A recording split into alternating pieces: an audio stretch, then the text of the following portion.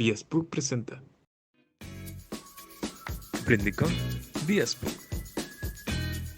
Curso Topografía. Hola, ¿qué tal? El día de hoy vamos a resolver la pregunta número 1 del examen final de topografía del segundo semestre del año 2022, ¿no? Eh, bueno, a continuación tenemos que la pregunta número 1 nos dice, ¿no? En la tabla se muestran los datos de campo de una poligonal cerrada de 6 vértices, E1, E2, E3, E4, E5 y E6, dispuestos en sentido antihorario. Ahí podemos ver la estación de 1 a E2, E2 a E3, con sus respectivos ángulos internos y sus respectivas distancias horizontales en metros, ¿no? Además, nos dan el dato inicial de las coordenadas de dos puntos de control, que son la estación 1 de coordenadas 1100 y 3500, y la estación 2 de coordenadas 1240 y 3435.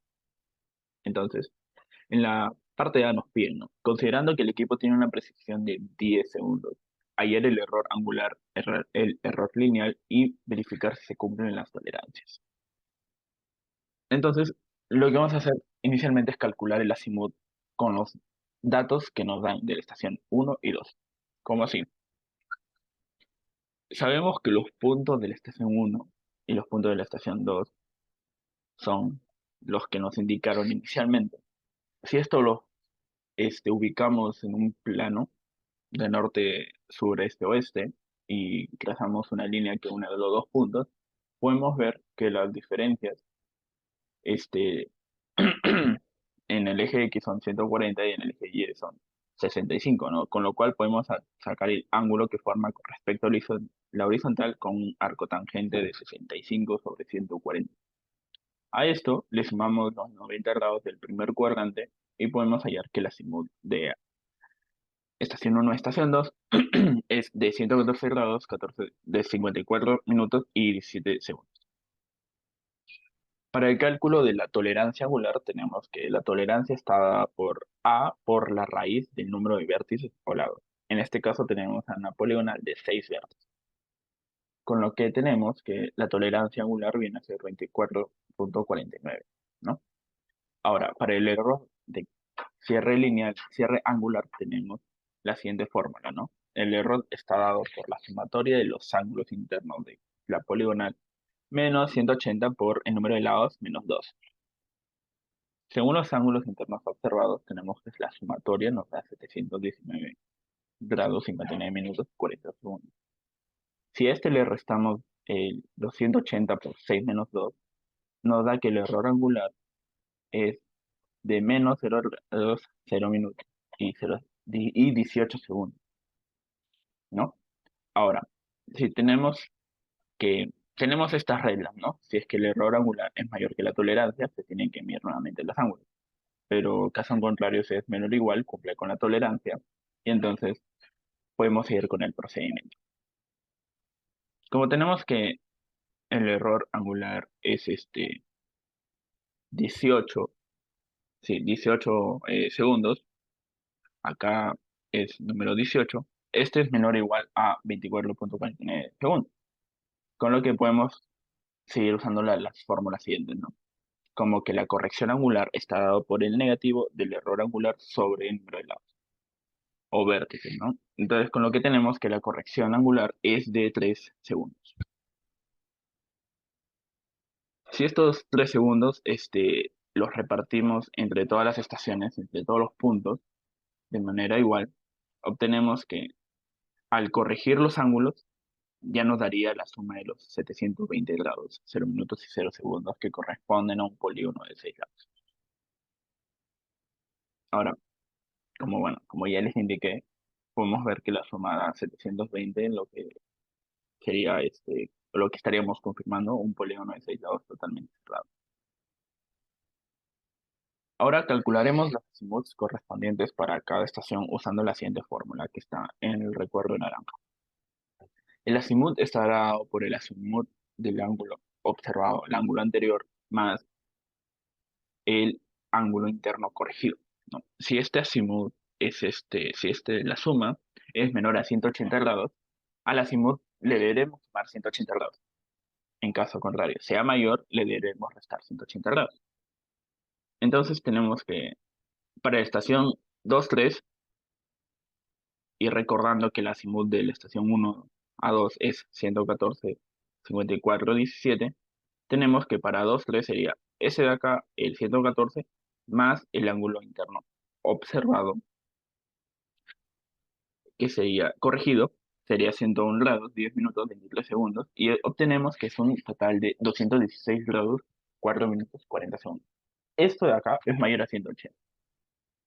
Entonces, lo que procederemos es a restarle 180, con lo que obtenemos que el azimut de 2 3 es de 36 grados, 4 minutos y 40 segundos, ¿no?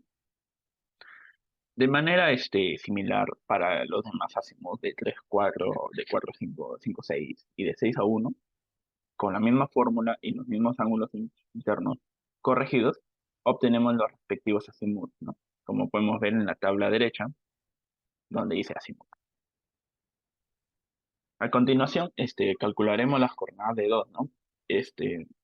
Tomando, a pesar de que ya nos dan las coordenadas de 2, vamos a hacerlo en orden de unos pasos, este, y al final nos daremos cuenta, si es que obtenemos las coordenadas de 2 dadas por el problema, hacerlo de manera repetitiva para las coordenadas de 3, E4, E5 y E6, ¿no? Y al tratarse de cálculos repetitivos, con demostrar que se cumple para la coordenada de 2, solo se tuviera que escribir los resultados de forma tabulada, ¿no? E indicar por cálculos repetitivos se construye esta tabla. Entonces, primero calcularemos las proyecciones este y norte de la estación usando la siguiente fórmula, que la proyección está dada por la distancia horizontal por el coseno del azimut para la proyección norte y para la proyección este sería la distancia horizontal por el seno del azimut. ¿Ok? Entonces, para la estación 2 tenemos que la proyección este es la distancia horizontal inicial, que es 154.353 por el seno del azimut observado, o sea, del azimut, perdón, corregido, que sería 114, 54 y 17 segundos, con el que obtenemos que la proyección es de 140 metros. Del mismo modo, para la proyección norte, usando la fórmula de arriba, obtenemos que es de menos 65 metros, ¿no? Acá podemos ver en la tablita de la derecha su distancia horizontal, el azimut que hemos hallado anteriormente, y aplicando la fórmula obtenemos para la estación de 1 a 2, su proyección de 140 y en norte menos 65, ¿no? Y como ya les había indicado, por tratarse de cálculos repetitivos, bastaría con indicarlo y hacerlo de forma tabulada y obtener los recientes resultados que están acá. Así de la estación 2 hasta de la estación 2 3 a la estación 6 a la estación 1, ¿no? Acá hay algo importante, ¿no? Que obtenemos que la sumatoria de las posiciones es menos 0.093 y la sumatoria de las posiciones nortes es 0.077. Más adelante veremos qué relevancia tiene. Ahora, para calcular el error de cierre lineal usaremos las siguientes fórmulas, ¿no? Para el error tenemos la sumatoria de las posiciones como les había indicado, sería el menos 0.093. El error norte, la sumatoria de proyecciones norte, que sería 0.077, y el error de cierre lineal está dado por la raíz de la suma de ambos al cuadrado, ¿no? Como ya les indiqué, y el error lineal sería 0.120. Acá están las proyecciones. Un recorte para más simplificado. A ver, asimismo, tenemos que hallar la precisión, ¿no? Con los pies también. Bueno, la precisión es para calcular también el tema de las tolerancias. Vemos que la precisión es 1 sobre el perímetro sobre el error lineal. El del perímetro es la suma de todas las distancias horizontales igual a 1054.545 metros y el error 0.121.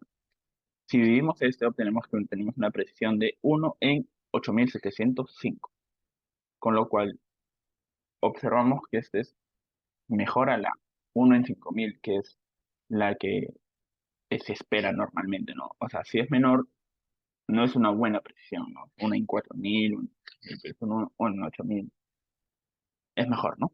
Entonces sí, cumple con esa tolerancia, la tolerancia establecida de tiene que ser menor a 1 en 5000, ¿no? Esas serían las tolerancias que nos piden en la parte A. A ver, en la parte B, continuando con el cálculo de los vértices 3, 4, 5, calcularemos la compensación del error de cierre lineal por el método de la brújula. ¿Cómo así? Primero hallaremos la compensación en norte, que estaba por el negativo del error norte por el lado sobre el perímetro. Para el este sería el negativo del error este por el lado sobre el perímetro. Entonces tenemos para, para hallar primero, para hallar, como les dije, los puntos de la estación 2 y ver si cumple con los que nos dieron. El error en norte, menos 0.093. Por negativo, positivo. Por el lado inicial o distancia horizontal, 154.353. Sobre el perímetro, 1054.545. Eso nos da una corrección eh, de 0.014. Y en la corrección norte nos da una de menos 0.01. Entonces, si hacemos de manera repetitiva los cálculos para la estación 2, 3, 4 y 5, obtenemos que la sumatoria de las correcciones este es 0.093 y la sumatoria de las correcciones norte es menos 0.077. Una forma de ver si es que vamos por buen camino es que tenemos que verificar que la sumatoria de correcciones en el este sea el mismo número que la sumatoria de proyecciones en el este, pero con el signo contrario. Tenemos que la sumatoria de proyecciones este es menos 0.093 y las correcciones en el este son 0.093. Con lo que vemos que sí cumple, ¿no? O sea, uno es negativo y uno es positivo, pero son los mismos números. E igual para el norte, ¿no?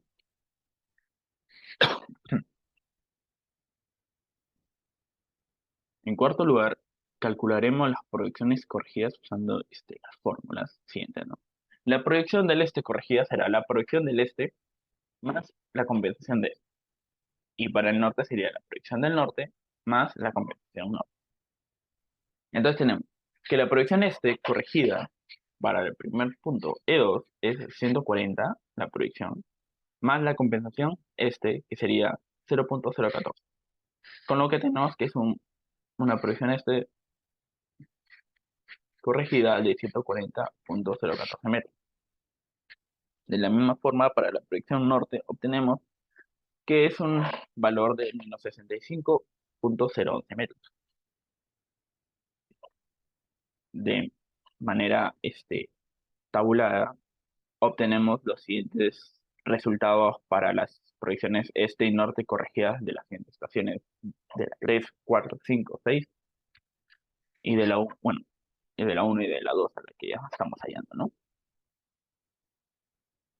Ahora, otra forma de ver si es que estamos por buen camino y que es un buen indicador de lo que estamos haciendo está bien, es que la sumatoria de proyecciones este corregida y la sumatoria de proyecciones norte corregida deberá ser cero en ambos casos, ¿no? Y vemos que se cumple. Entonces podemos ir resolviendo el problema. Finalmente calcularemos las coordenadas de la estación 2 sumando las coordenadas de la estación 1, o sea, la estación anterior, que nos dan con las proyecciones corregidas, y así sucesivamente para todas las estaciones, ¿no?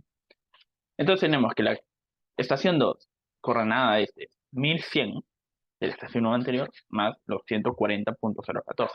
Eso nos da unas coordenadas de 1240.014 metros para el este, y para el norte, siguiendo los mismos pasos, nos da 3435 metros.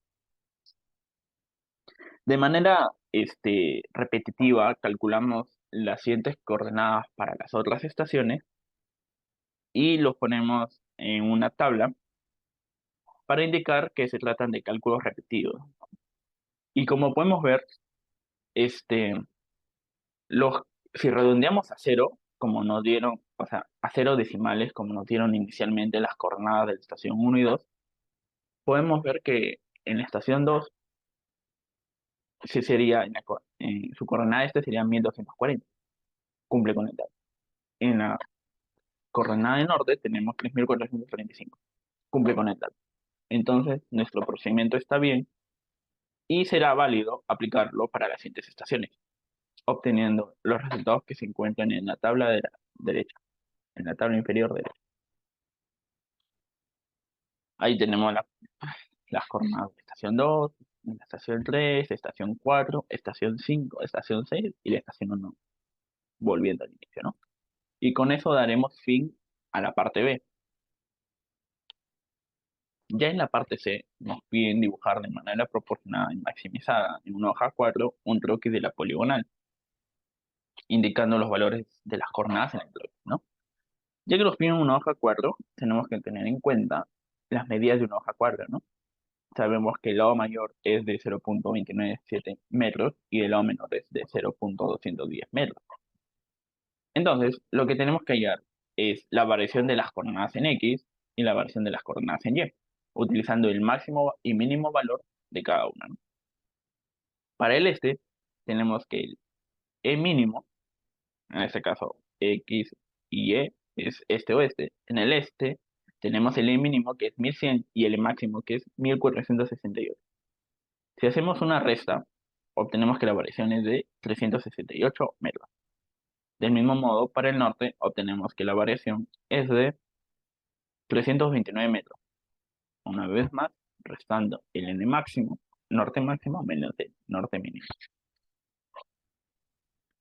Luego pasaremos a determinar la escala, ¿no?, que usaremos para convertir nuestras medidas de manera que alcancen una hoja cuadro, ¿no?